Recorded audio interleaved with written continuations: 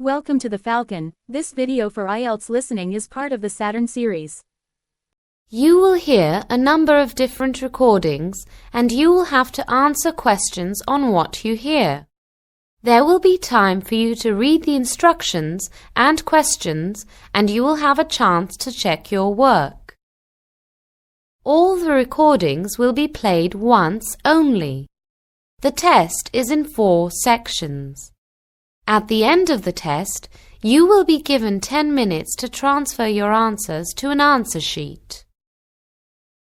Now turn to Section 1. Section 1. You will hear a telephone conversation between a receptionist and a customer. First, you have some time to look at questions 1 to 8. You will see that there is an example that has been done for you. On this occasion only, the conversation relating to this will be played first. Good morning. Fairview Lake Camping Center. Can I help you? Oh, yes. I'm interested in bringing a group of school children to your centre for a week's stay this summer, and I'd like some information. Could you tell me something about your organisation? Certainly, sir. We have 3 main functions, really. We are a conference center, an educational institution, and simply a place where you can come and have a fun-filled weekend.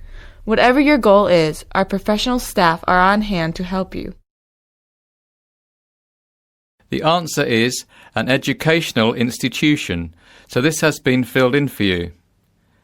Now we shall begin. You should answer the questions as you listen because you will not hear the recording a second time. Listen carefully and answer questions 1 to 8. Good morning. Fairview Lake Camping Center. Can I help you? Oh, yes. I'm interested in bringing a group of school children to your centre for a week's stay this summer, and I'd like some information. Could you tell me something about your organisation? Certainly, sir. We have 3 main functions, really. We are a conference center, an educational institution, and simply a place where you can come and have a fun-filled weekend. Whatever your goal is, our professional staff are on hand to help you. I think we'd like to have an educational visit and some fun at the same time. I was thinking particularly of some of our children who have failed exams and need to retake them next year. I see. Well, we offer coaching in various subjects at most levels. You know, maths, sciences, geography, languages. We adjust the courses according to the needs of your pupils. As for the recreational side of the center, we offer sailing, windsurfing, volleyball, rowing, athletics, and quite a few other sports. Most children have never tried archery, so we offer courses in that too. It's very popular. That sounds good. I'll see if there is any interest. Where would the children stay? Well, we have the Birch unit that sleeps 8 people, and Greenback Row, which sleeps the same number. Cabins 1 through 3 each sleep 10 people. Cabins 5 and 6 sleep 12 people each. How many young people are you thinking of bringing? 22. 12 girls and 10 boys. Perfect. Then I suggest cabin 3 for the boys and cabin 5 for the girls. How long would you want to stay? Ah, yes, I remember. You said a week, didn't you, Mr. Bryson, Mike Bryson. Yes, that's right, a week. Good. Groups arrive on a Saturday evening and leave the following Sunday morning. That would be fine. Now, when are your courses?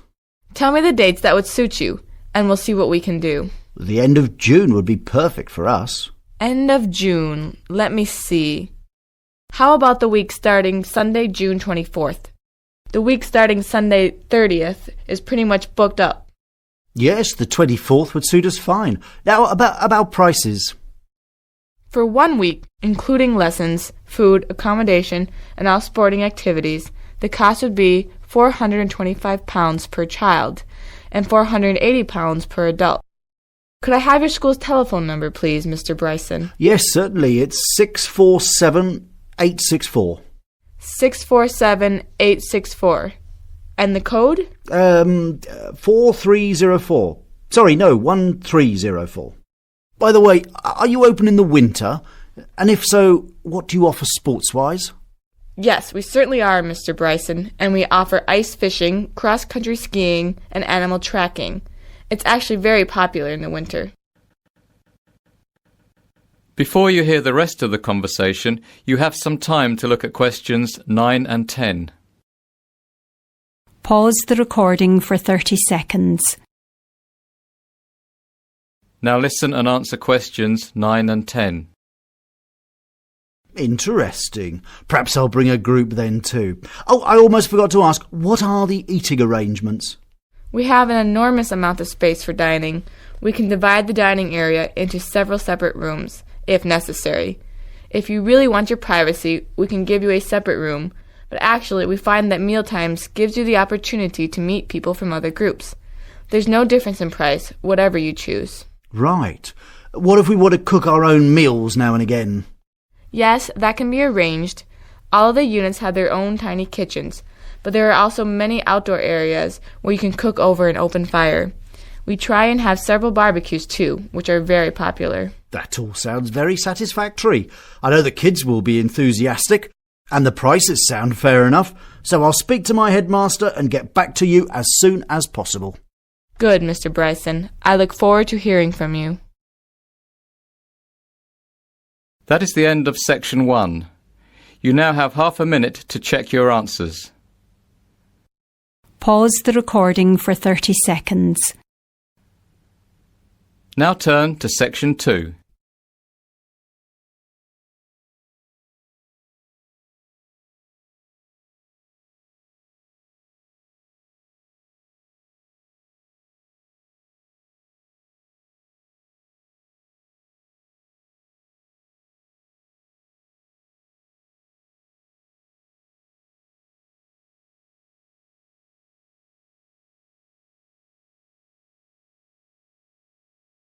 Section 2. You will hear a staff member brief a group of mothers on the attractions at the Children's Grand Forest Play Centre. First, you will have time to look at the questions 11 to 15. Pause the recording for 30 seconds.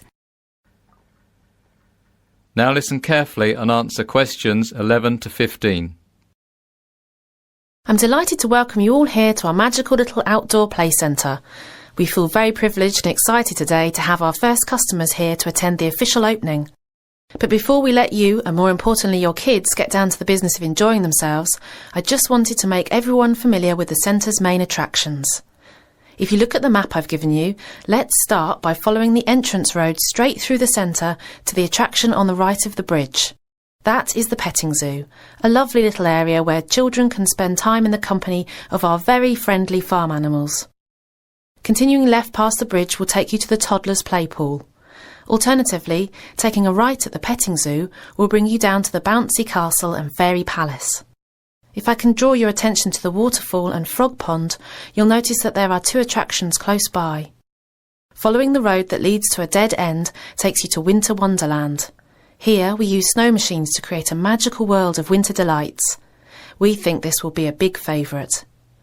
On the other side of the map, just down from the fairy palace, there's another kind of wonderland, Waterworld.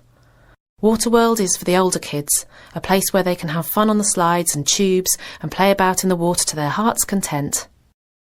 Jumping back now to the other side of the map again, you'll see not so much an attraction as a service for you poor tired mums. This is the babysitting area. You can leave your little ones in the safe hands of our professional carers should you need a rest. The last attraction I have to show you then is the craft zone, which is on the right-hand side, down a little closer to the entrance to the Waterworld. Here the kiddies can learn how to make all sorts of beautiful things like shiny jewellery and sparkly cards. Before you hear the rest of the discussion, you have some time to look at questions 16 to 20. Pause the recording for 30 seconds. Now listen and answer questions 16 to 20. That's pretty much everything you need to know, but before I finish, let me just tell you a little more information about the wonderful animals of the petting zoo. The petting zoo is divided into 3 areas. The area on the left-hand side is where children can go on rides, hence the name Ride Zone. We have a friendly donkey called Dan and a gorgeous little pony called Polly. Dan the donkey and Polly the pony are joined for this week only by a very special guest, Larry the llama. Queue for rides at the entrance to the inner circle and pay at the pay station located in front of the parents' sit and watch stand. The centre area is known as the mini farm zone. Here the children can see lots of different farm animals living just as they would on a real farm.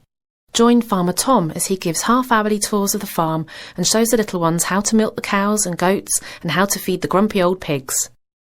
Zone 3 is an area we are very excited about. We call it the Performance Zone. Inside the arena, some of our brightest animals will perform a series of tricks for the children, who will also be entertained by Cluxy the Clown and his show band, the Racketeers. The Racketeers will perform on the main stage at the centre of the arena on the hour, every hour. That concludes my little introduction. I hope you have a tremendous day. That is the end of section 2. You now have half a minute to check your answers. Pause the recording for 30 seconds. Now turn to section 3.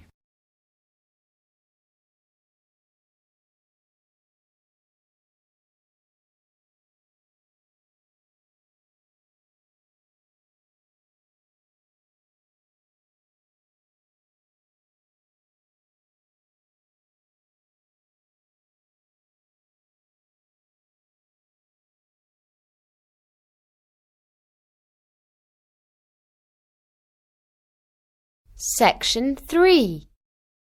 You will hear a dialogue between a PE teacher and an administrator at a summer school. First, you have some time to look at questions 21 to 27. Pause the recording for 30 seconds. Now listen carefully and answer questions 21 to 27. Excuse me, I've come to inquire about your summer school courses. My name's Paddy Deans. Please call me Paddy. OK, Paddy, I'm at your disposal. Are you talking about concentrating on one subject, or do you want to study a number of different subjects? And are we talking about graduate studies or a preparation for graduate studies? We can also give you advice on a new career, but we're not in the field of business management or anything like that. No, nothing like that. I was more interested in your sports programmes. You see, I'm a PE teacher and I've just got a new post. There's no compulsion to do this, but I really want to improve on my teaching and coaching techniques, if you see what I mean. I believe you have an excellent swimming programme, for example. That's right. Most of our instructors reached international level. Our course is designed to enhance the technical aspects of stroke, training and the strategy for each participant. Technical instruction, stretching and dry land training, training principles and stroke development are integral parts of the programme. So it's for someone who's reached a good standard of swimming. Each athlete will be videotaped and receive a DVD with stroke analysis. That sounds just what I'm looking for. What will I need for the course? Swimming trunks, towels, swim cap, flippers, goggles and a pillow and bed linen for the week. Right, I understand. Now, would there be any chance of taking part in equestrian events? My new school is horse riding mad, and to be honest, I've never sat on a horse in my life, although I like horses. Well, you've come to the right place, Paddy, and naturally we can provide a horse for you. We have a very well-respected equestrian camp, and don't worry if you're a complete beginner. There are no end of other people in your shoes this year for some reason. What sort of thing would I do? Well, the beginners would start off with basic horsemanship. How to sit on a horse, how to make it obey simple instructions, you know. But don't worry, one of our instructors will have a long chat with you and define realistic goals. Are you interested in dressage, flat work or show jumping? To be honest, I haven't the faintest idea. That's fine. You can watch the experienced riders and try a bit of everything. I'm sure something will grab your fancy. Great. By the way, what's the enrolment deadline for all this? Well, we've just extended it by a week, so it's now May 2nd. Fine. Before you hear the rest of the conversation, you have some time to look at questions 28 to 30. Pause the recording for 30 seconds. Now listen and answer questions 28 to 30. You arrive on Sunday and leave after lunch on Thursday. The cost is £500.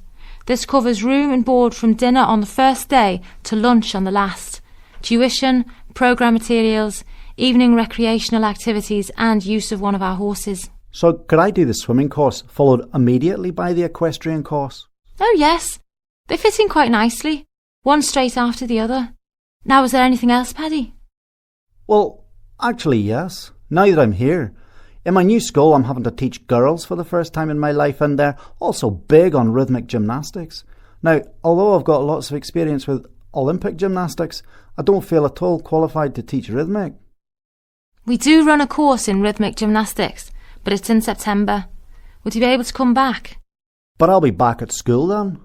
We've thought of that, and that's why it's a weekend course. 3 weekends to be exact. First 3 in September. Put me down for that one then. Any idea what the course involves? Well, I know you study the different events like hoop, ribbon, ball, Indian clubs and so on, and you take a dance course. A dance course? But I'm the world's worst dancer. You should see me do the tango. No, Paddy, it's not that type of dancing. It's called educational dance and teaches you to be aware of your body and to interpret music. Very important if you want to teach rhythmic gymnastics. Well, I suppose I better try that too. All right, give me the details. That is the end of section 3. You now have half a minute to check your answers. Pause the recording for 30 seconds. Now turn to section 4.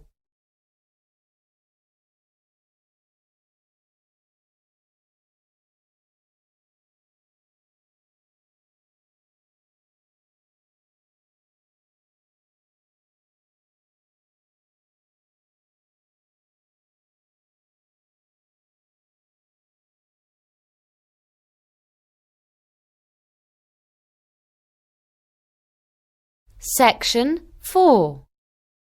You will hear someone giving a talk to parents on planning further education for their children. First, you have some time to look at questions 31 to 40. Pause the recording for 1 minute. Now listen carefully and answer questions 31 to 40.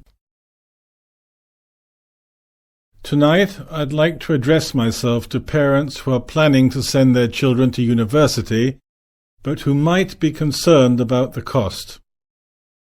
There's no doubt that university education is a great asset. Not only will your children learn and grow, but according to the Department of Skills figures, on average, someone with higher education earns 50% more in a lifetime than someone without.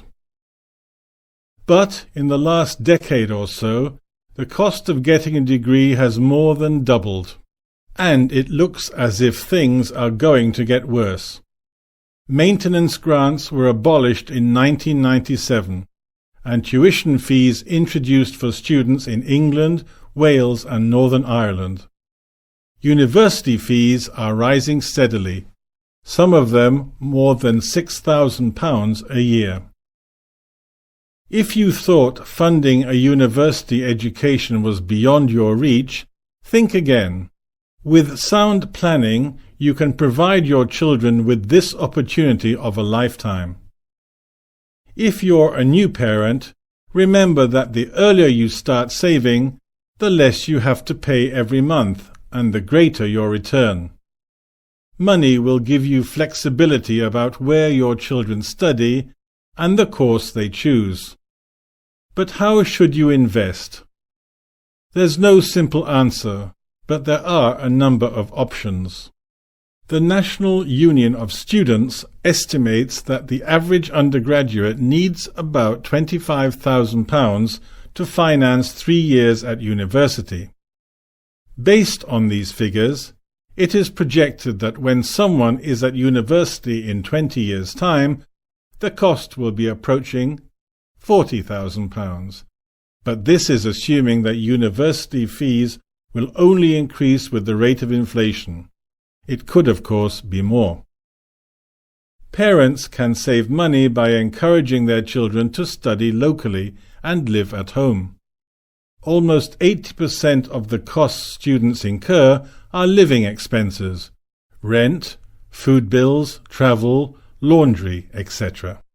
If your child is already 13 years old and you haven't started to save yet, there is no time to waste. If the young person is interested in joining the armed forces, for example the Royal Air Force, he can get the RAF to sponsor him throughout university. Then he'll fly fighter jets and after that work in the public sector as a commercial pilot. Sponsorship from the armed forces is an option hundreds of students take every year. The RAF, for example, will sponsor students for at least £4,000 a year. But this involves a minimum service commitment for the RAF. It's at least 4 years. If your child likes the idea of engineering or law, he could consider a sandwich course.